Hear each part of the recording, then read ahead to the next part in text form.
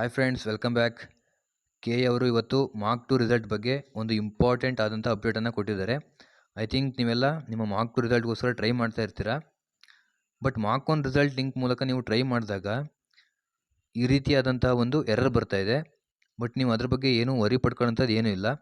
ಯಾಕಂತಂದರೆ ಇವತ್ತು K A ಅವರೇ ಈ ರೀತಿಯಾದಂಥ ಅಪ್ಡೇಟ್ ಕೊಡೋ ಮೂಲಕ ನಿಮ್ಮ ಡೌಟ್ಸ್ನ ಕ್ಲಿಯರ್ ಮಾಡಿದ್ದಾರೆ.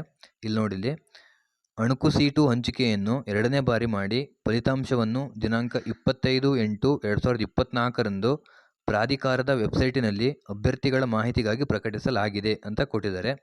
ಇದರಿಂದ ಏನು ತಿಳ್ಕೊಬೇಕು ಅಂತಂದರೆ, ಪ್ರಕಟಿಸಲಾಗಿದೆ ಅಂತಂದರೆ ನೀವು ಮಾರ್ಕ್ ಒನ್ ರಿಸಲ್ಟ್ ಲಿಂಕ್ ಇತ್ತಲ್ವಾ, ಅದರಲ್ಲಿ ಟ್ರೈ ಮಾಡಿದಾಗ ಕೆಲವೊಬ್ಬರಿಗೆ ಅಲರ್ಟ್ ಆಗಿದೆ, ಆಮೇಲೆ ಮತ್ತೆ ಚೆಕ್ ಮಾಡಿದಾಗ ಅದು ಎರರ್ ತೋರಿಸ್ತಾ ಇದೆ. ಅಂತಂದರೆ ಇವತ್ತು ರಾತ್ರಿ ಒಳಗಾಗಿ ಆ ಮಾರ್ಕ್ ಒನ್ ರಿಸಲ್ಟ್ ಲಿಂಕ್ ಕೂಡ ಕರೆಕ್ಟಾಗಿ ವರ್ಕ್ ಆಗ್ಬೋದು. ಇಲ್ಲ ಅಂತಂದರೆ ಅದಕ್ಕೋಸ್ಕರನೇ ಸಪ್ರೇಟ್ ಆದಂಥ ಲಿಂಕ್ ಬಿಡ್ತಾರೆ. ನಿಮ್ಮ ಮಾರ್ಕ್ ಟು ರಿಸಲ್ಟ್ಗೋಸ್ಕರನೇ ಸಪ್ರೇಟ್ ಆದಂಥ ಲಿಂಕನ್ನು ಇವತ್ತು ರಾತ್ರಿ 10-11 ಗಂಟೆ ಒಳಗಾಗಿ ಬಿಡಬಹುದು. ಟೆನ್ಷನ್ ತಗೊಳೋದು ಏನೂ ಇಲ್ಲ. ಯಾಕಂದರೆ 25ನೇ ತಾರೀಕಿನಲ್ಲೇ ನಿಮಗೆ ಈ ರೀತಿಯಾದಂಥ ಅಪ್ಡೇಟನ್ನು ಕೊಟ್ಟಿದ್ದಾರೆ ಅಂತಂದರೆ ಡೆಫಿನೆಟ್ಲಿ ಅನೌನ್ಸ್ ಮಾಡೇ ಮಾಡ್ತಾರೆ ರಾತ್ರಿ ಅಷ್ಟೊತ್ತೊಳಗೆ. ಸೊ ಟ್ರೈ ಮಾಡ್ತಾನೆ ಇರಿ, ವೆಬ್ಸೈಟ್ನ ಚೆಕ್ ಮಾಡ್ತಾನೆ ಇರಿ ಕಂಟಿನ್ಯೂಸ್ ಆಗಿ.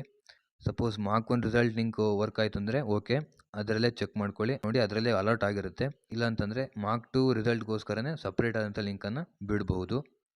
ರಾತ್ರಿ 10 ಗಂಟೆ 11 ಗಂಟೆ ಅಷ್ಟೊತ್ತಲ್ಲಿ ಬಿಡ್ಬೋದು.